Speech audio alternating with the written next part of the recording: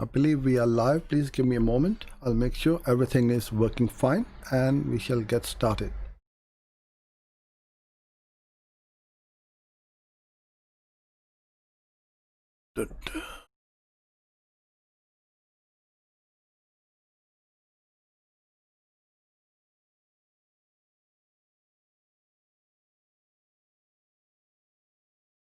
Okay.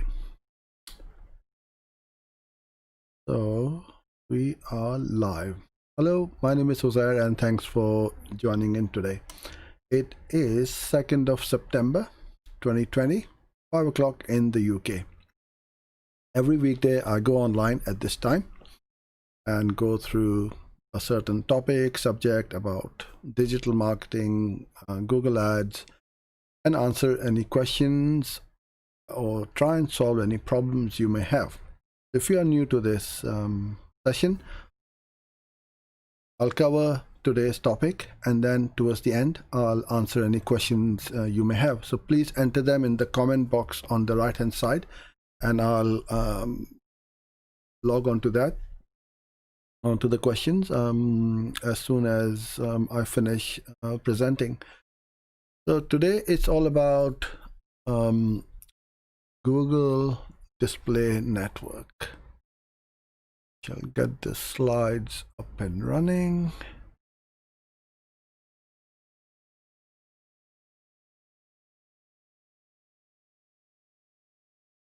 Okay.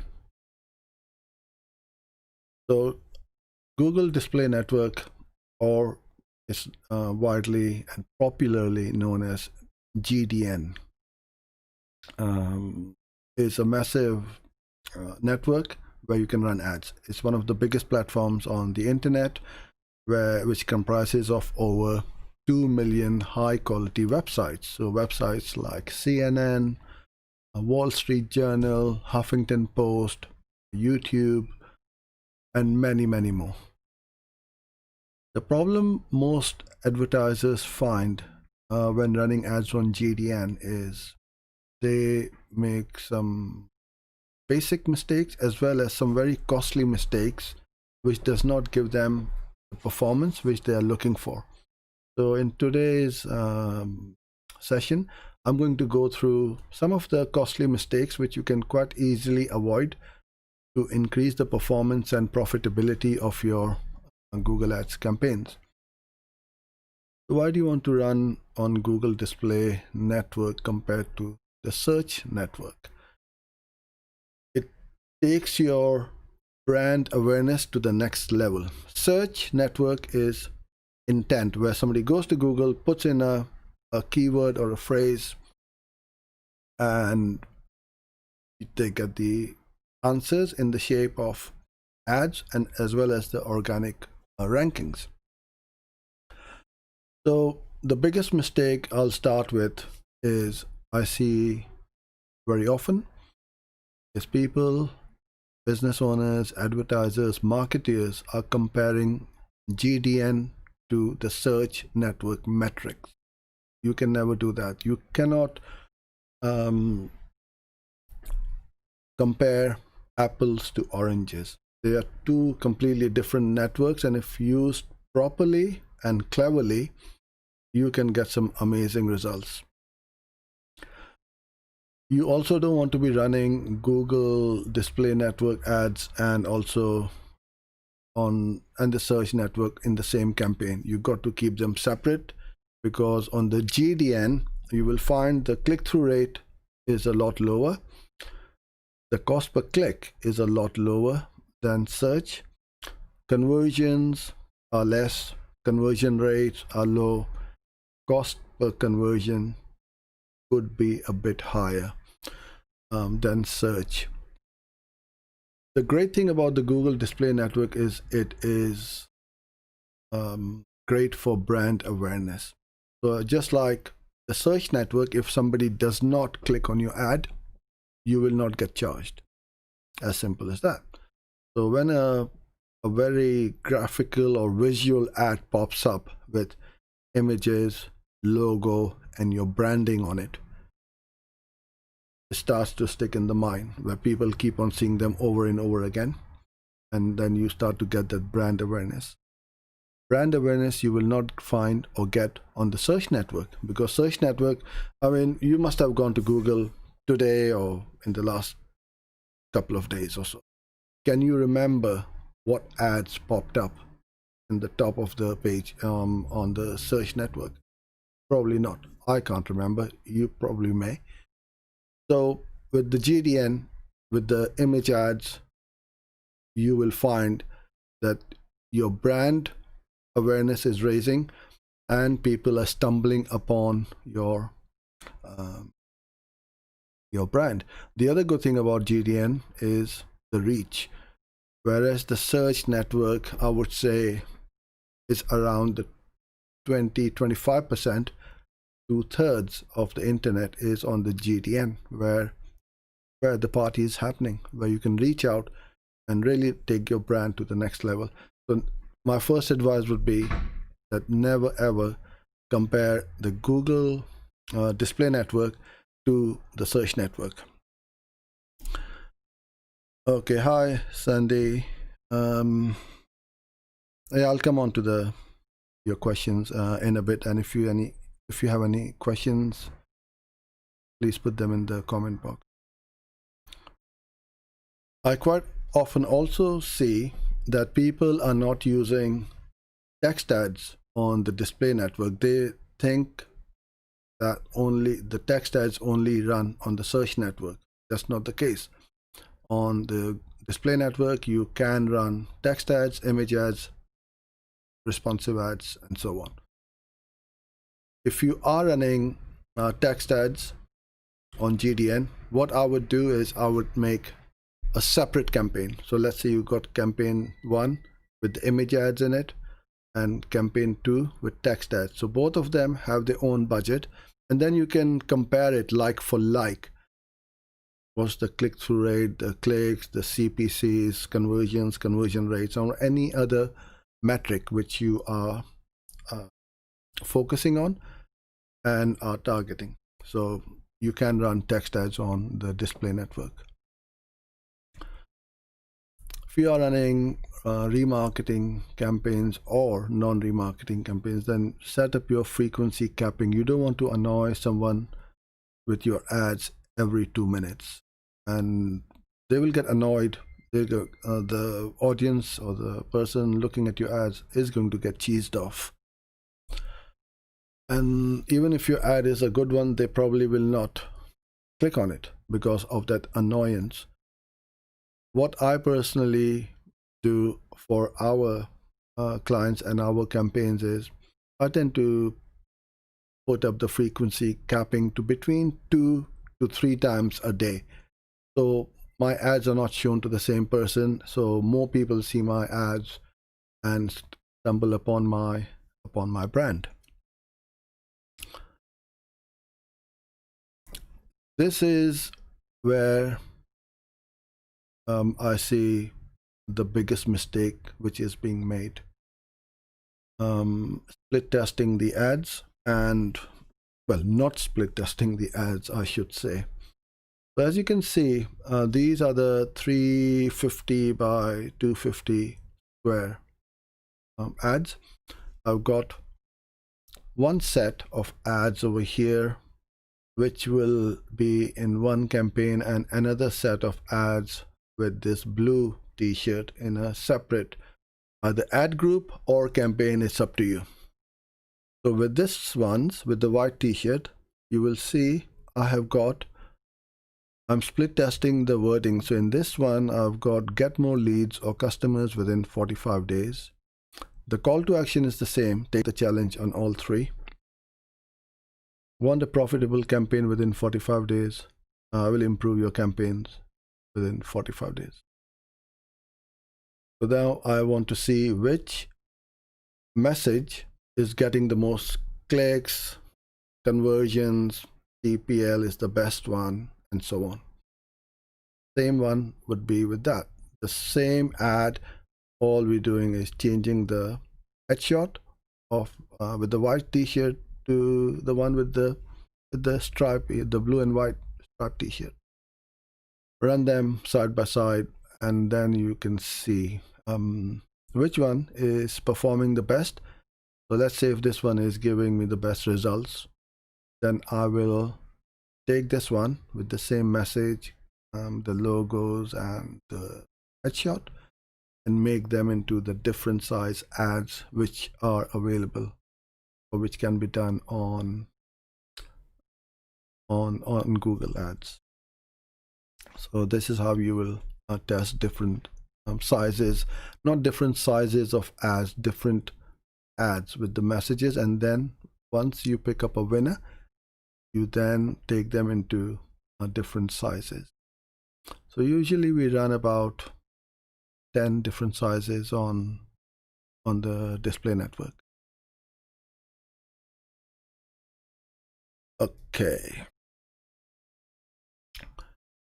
I also find not many are using the responsive display ads, and these are now starting to work really well. What you do is you give Google a handful of headlines, 5 headlines, 4 description, handful of images, your logo in a square format and a horizontal format, and a video. So you can add video in there as well. So what Google will do then is it's going to take headline 1 with description 2 with image 3, run it, and then it's going to mix and match. And basically Google is split testing all the different variations with the images, the text ads or headlines, and the description. See which one is working the best, so you can see that yep, this headline or this message is giving me the best results or not. And you just keep on improving your performance of the ads. So responsive display ads work really well, and try and use video with it, because the video is going to play within that ad. So if that ad is, let's say, shown on a blog or a website, they don't need to click on it to go to YouTube to watch that video. It will play within that ad. So it's a great way to get views on your video outside of YouTube, and the view is going to count on YouTube.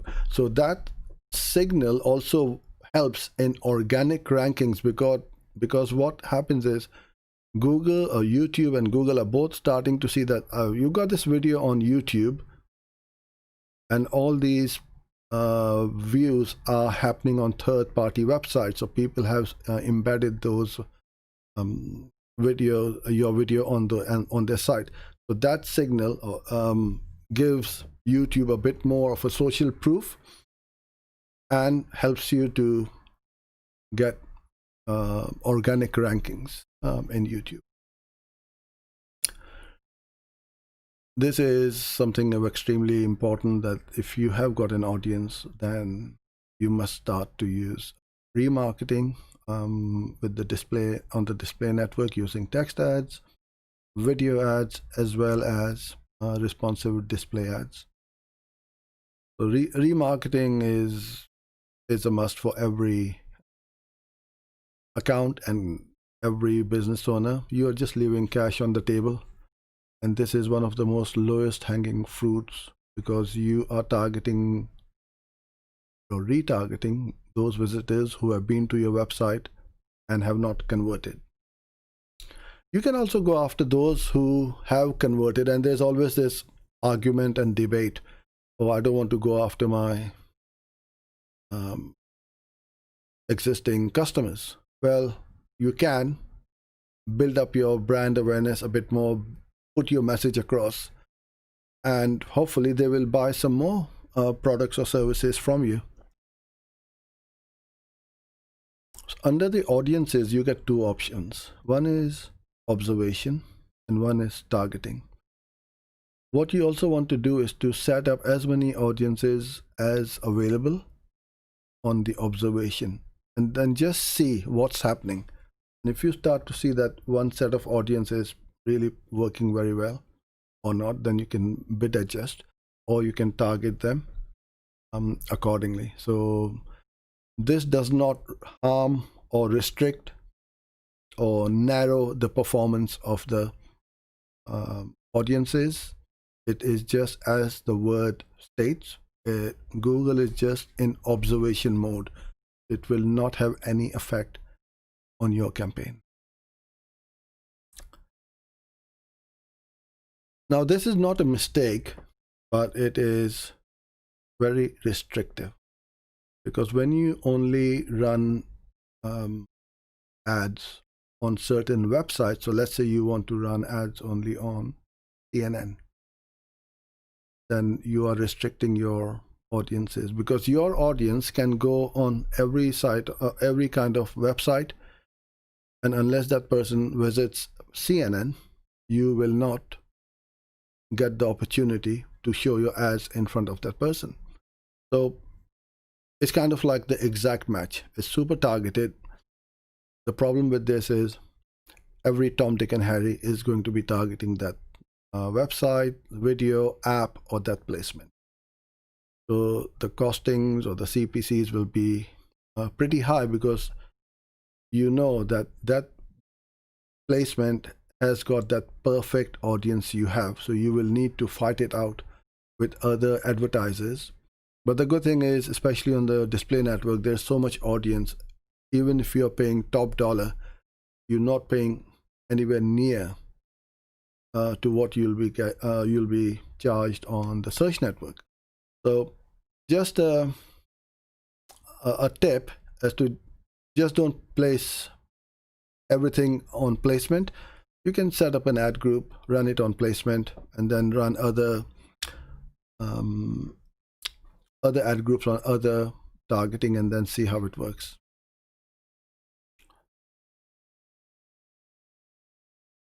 You also want to stop your ads showing up on the apps, and you can only do this through the Google Ads editor and not through the interface. It takes literally 5 seconds to do that. You need to download the Google Ads editor and need to know how to do that. Exclusion for the apps, because apps is going to eat up your budget in a matter of literally minutes if you have got a whole country being targeted. There's so much traffic there. The other thing which you want to do is to stop running ads on expensive placements. So if you're not making a profitable return from those placements, then you ought to stop them. So then that budget is released for better placements and better campaigns. So that's it for today. If you have any questions, now's your chance to answer them. I'll put them in the comment box. I'll try and answer them for you. And if you do enjoy these sessions, then I would really appreciate if you could give us a little review on our Google My Business page on that link. And as a little thank you for doing that, I'll hop on a 15-minute one-to-one on a call, and you can answer any questions to me in person. So I'm gonna go on to the questions now. Okay, Sandeep, I think it's just me and you today, my friend. Oh, Richard there as well. Okay. So yeah, I'm all yours now. So you can fire away and answer any questions, ask any questions you want. If we run search ads on blogs as lead magnet, then how will it work to get quality lead? You can't run search ads on a blog, because what I think what you mean by is text ads, and I'm pretty certain. So it doesn't matter if you are running text ads or image ads. If it's a remarketing campaign, let's say I've come to your website, I did not convert, and I've gone away and I've gone to some website where I'm looking at photography, blogs, or anything like that, which has got nothing to do with your business. But because it's me who is being targeted, your ad will potentially can be shown on that blog. It could be any blog. It could be train spotting blog or bird watching or whatever. It could be the weirdest blog in the world, but as long as that blog can place your ad, or Google can place an ad through AdSense, your ad will show through, and that's how it will come through in front of me, and I'll be reminded of your brand or your offer, and then I might think, yes, I saw this company before and I didn't sign up. I'm going to go back and either buy the product or sign up, and that's how you will then start to get conversions. How can we grab attention with headlines? How can we do that, please? This is about copywriting. You need to write attention grabbing headlines so that within a matter of seconds, within 3 to 5 seconds at the most, I am intrigued by your offer. I put up a video, was it day before yesterday, where we went through that exercise for writing ads for the dentist, and that's what you want to be doing. Yesterday Pakistan won the match. Yes, I've bitten all my nails. Yesterday was a very close match, an interesting match, so I was a very happy bunny. Thank you, Sandeep. If viewers spend time in squeeze page or one time only without sign up, we have to keep less amount for remarketing. No, not at all. You want to put as much budget on remarketing as you can, because you are letting them go. Your sales funnel is leaking away. You spent all the money and resources and efforts to bring somebody to your website, and then you're letting them go. So you got to go after them. It's like in the shops, right? You walk into the shop, and if the salesperson, and you start walking out, and if the salesperson is not coming after you, then you know that they're not, they're saying, okay, take it or leave it. But if somebody comes after you and said, okay, hold on a minute, I'll give you a better deal, please convert or buy my stuff, then I would be interested. So what you can do is, on the remarketing campaign, you can put up a different offer, because if I did not convert with that offer one, let's say, I'm unlikely to convert again with that same offer. So you can put up a coupon code or a different offer, add value to your offer, and try something different and see, and then take them to a different landing page which has got that new offer. And that's how I would do that. Hi Richard, what kind of video do you find works well for GDN ads? Long, short, text, etc. When you say text video, I mean, do you mean a PowerPoint presentation with text on it? I'm not a very big fan of those videos, like what you're seeing right now on the screen, and somebody just doing a voiceover. For me, it doesn't build up that trust and that the rapport. The best thing I did when I started my YouTube channel is put myself in this little corner on the bottom right hand corner. Not many people were doing that in my niche, and very quickly people started to see me, recognize me on the internet, and I put my headshots on the banner ads as well, on videos, everywhere I'm popping up. So very quickly that trust building process starts to accelerate, and when they come to us, they are most likely to convert because they're ready to buy. We don't need to do any hard selling or upselling. Long or short, you try. Sometimes I just let one of these live streams run as remarketing campaigns. Sometimes we have a 3-minute videos, so it's mix and match.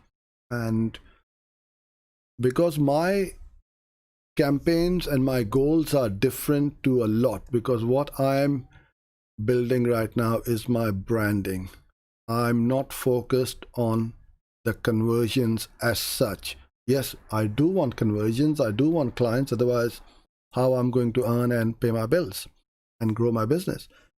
But this investment in raising my brand is critical to the future of our business, because this is kind of like setting up that strong foundation, and got to work very hard to build it up, invest my time, resources, energy, money, and then we're going to get everything back, hopefully very soon. So when I come to these on these online sessions, I don't have a very specific offer, except this offer which you're seeing right now. It's not an offer, it's kind of like a thank you, that you give me a little review on Google My Business, and I'll hop on a 15-minute call with you. So that's my thank you offer. So I'm not asking you to invest anything other than spending time with me. That's your investment with me right now. It's your precious time, which I'm grateful of and truly appreciate everyone who comes online and watches these videos afterwards. When compared to other person like some viewers. Okay, Sandeep, I'm not sure what you are trying to say, so if you could please rephrase, I'll appreciate. IWA Corporation, welcome. I'm a new Google Ads user working for someone. It has been more than 24 hours, and still when I'm running my ad, everything is okay, but not my keywords. They are showing keywords under review. I think you saying ads under review, so it hasn't been approved. Every time we upload the ads, they will get reviewed by Google. It takes up to 24 hours, sometimes a lot quicker. But if you find your ads haven't been approved, they won't run. You need to have it eligible, and once it's done, then they will start to run. Now, there's a myth going on that due to COVID there is no Google support. Absolutely, that's incorrect. So on the top right hand corner, you have that little under the question mark, you will see contact support. You submit an email form, or submit a form with your phone number. They'll call you back, and they are very good at calling back, and they're going to raise a ticket for you if your issue is not resolved during that call. So I find that's the quickest and the best way to reach out right now, other than the phone calls, which we can't call out on. I have made an ad for web design campaign. We sell logos and other stuff. Ad group is eligible, but yeah, it's not the keywords. I'm sure it will be the ads which you are talking about. Okay, Sandeep, what you got? When viewer spending time in sales page, but he left without buying. Okay, so they did not convert. Then we have to spend more for him for remarketing whenever. Yes, absolutely. You have to. You got to go after them. In the markets, especially in India, Pakistan, they will chase you and give you different offers. That's it. That's what I'm trying to say. In the Middle East, you will go, the salesperson will go after you if you walk into a shop and go out without converting. So, yeah, you have to invest money, but that person has already been to your website. They are not the cold audience. They've been to your website, they know you and your brand, and all you're doing is going after them. And if they're not converting, again, then you give them a different offer, as I said before. Cool. So that is it for today, boys and girls. So thank you very much for being with me today. I'll be back tomorrow at 5 o'clock, same place over here on YouTube. And till then, stay safe and goodbye for now.